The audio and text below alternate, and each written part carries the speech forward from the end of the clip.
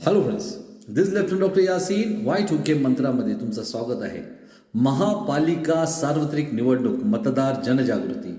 तब्बल 9 वर्षानंतर आज सार्वत्रिक निवडणूक होत आहे पुणे शहरामध्ये. तुमचे एक मत नाही तर यावेळेस 4 मते ठरणार शहराचे भविष्य.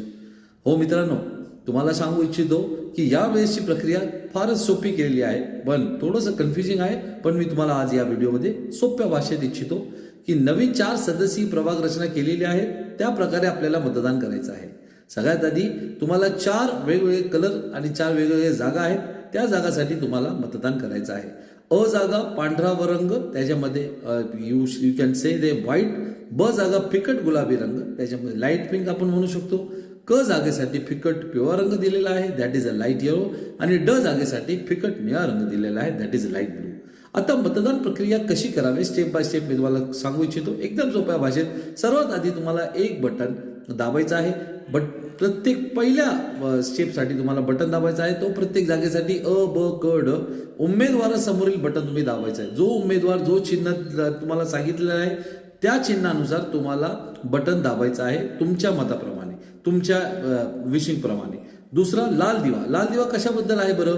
बटन दाबल्यावर त्या जागेसाठी लाल दिवा लाईट लागेल किंवा नाही याची तुम्ही खात्री करायची आहे.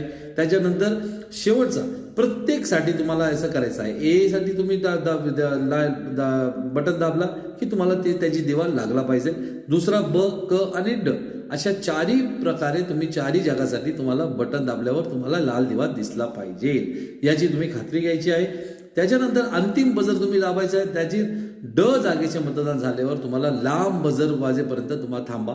जसं पी असं तुम्हाला आवाज येईल त्या बजर वाजेपर्यंत तुम्हाला थांबायचं आहे. बघा, महत्वाचे तुम्हाला सांगू इच्छितो, मतदानाच्या ह्या जागेसाठी मतदान केल्याशिवाय तुमची 4ही मतदान केल्याशिवाय तुमची मतदान पूर्ण होणार नाही, एवढं तुम्ही लक्षात घ्यायचं आहे. परत एकदा तुम्हाला सांगू इच्छितो, 4ही जागांसाठी मतदान केल्याशिवाय तुमची मतदान प्रक्रिया पूर्ण होणार नाही, अन्यथा मत बाद ठरेल. जर तुम्हाला पर्याय नसेल तर तुम्ही नोटाचा पर्याय उपलब्ध करू शकता. कारण तुम्हाला जर असं वाटत असेल की उमेदवार पसंत नसल्यास नोटाचा पर्याय उपलब्ध आहे. बघा, निर्भयपणे मतदान करा, लोकशाही बळकट करा, आपला हक्क बजावा. हा जो महानगरपालिकेचा प्रशासनाचा हा संदेश आहे तो मी देऊ इच्छितो. आणि जर तुम्हाला व्हिडिओ आवडला असेल तर लाईक करा, शेअर करा आणि सबस्क्राईब करा.